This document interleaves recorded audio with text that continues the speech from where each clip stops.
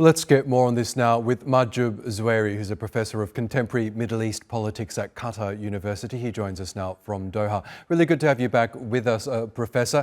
The Abraham Accords were a signature policy of Donald Trump in his first term. We know that the UAE and Bahrain were the first Arab countries to sign on to those accords, normalising relations with Israel. But given the fact that since then we've seen a brutal Israeli war on Palestinians in Gaza and in the occupied West Bank, do you think there really is an appetite among other Arab countries to sign up to these accords, as Donald Trump claims? Well, Oscar, Abraham Accords have been designed on one base, that Palestinian cause is no longer important, and that is basically the main strategy of Benjamin Netanyahu, that Israel can normalize with Arab words without solving the core of the conflict in the region, which is the Palestinian cause. Now, the issue is, if more countries have decided to join Abraham Accord without solving the Palestinian cause, that means basically announcement of success of Netanyahu and his strategy, and basically a continuation of occupation of the more Palestinian land like West Bank, and forcing a new realities in both Gaza and West Bank.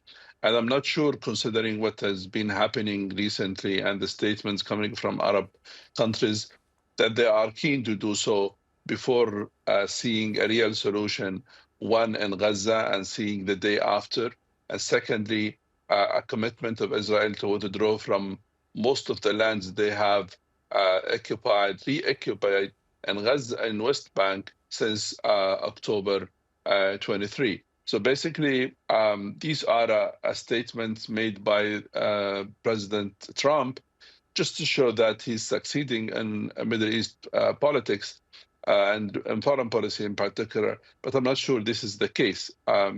Most of the countries, they have doubts, and governments will be basically face-to-face with their own people, which transfer the governments to be more basically a security government rather than an accepted governments by their own people.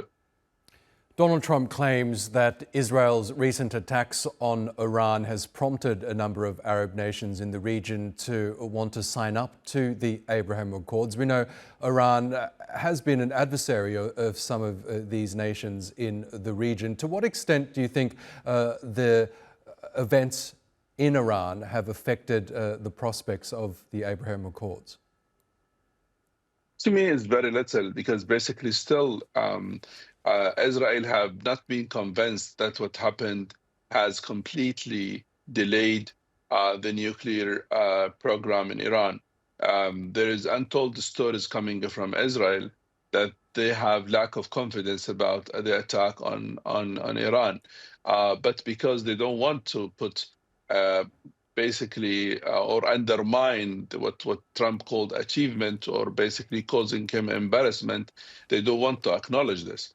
And I have read reports that Israel is preparing for a second chapter of attacking Iran's facility, maybe without having a serious attacks like what they have done, maybe going to the old style, which basically more cyber attacks, more intelligence attacks, rather than going to a normal war.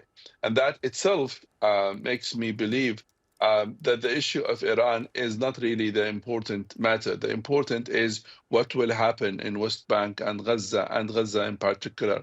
That is the main reason. That's the main issue, which will push what Netanyahu and Trump wants, which is more countries join Abraham Accord, or actually most of the countries will buy more time to see what will happen in Gaza in particular. Okay, Professor Mahjoob Zweiri, we will have to leave it there, but it's great to get your thoughts as always. Thank you. Thank you, Scott. Thanks so much. Appreciate it.